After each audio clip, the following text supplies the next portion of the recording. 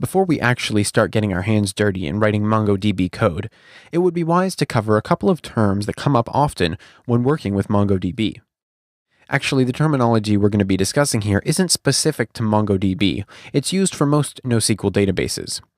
Since you're probably familiar with the old faithful relational database systems like MySQL or PostgreSQL, I'm going to use those terms for comparison, but remember that they aren't one-to-one comparisons in every respect. So first up, we have a database, and there's no trouble with this term. It means exactly what you think it does, and exactly the same thing it means in every other database management system. So let's move on to something a little bit more interesting, collections. A collection is similar to a table in a relational database. However, unlike a table, a collection has no schema. That is, you don't define a set of columns and their data types and things like that.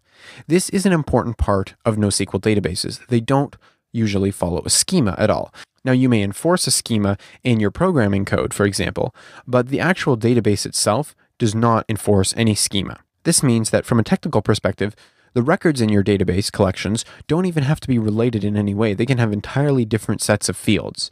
Of course, this wouldn't be a very smart idea, but it is technically possible. Now, I just called them records in a collection, but the proper NoSQL term is actually documents, and these are akin to the records or rows that you would have in a traditional relational database. As we mentioned in the previous screencast, these are BSIN documents, very much like JSON. Since the collections that they're stored in doesn't have a schema, as I said, there's no need for these documents to have the same set of fields. We can have whatever fields we want, differing from document to document within the same collection. As you might have guessed, a field is kind of like the NoSQL term for a column. And just like with JSON, a field is composed of a key and a value.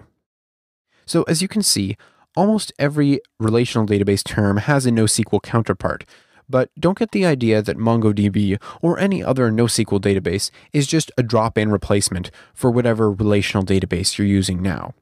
In a later video, we're going to talk about the deeper differences and when it's right to use a NoSQL database and when it's right to use a traditional relational database management system. But right now, let's actually start working with a database.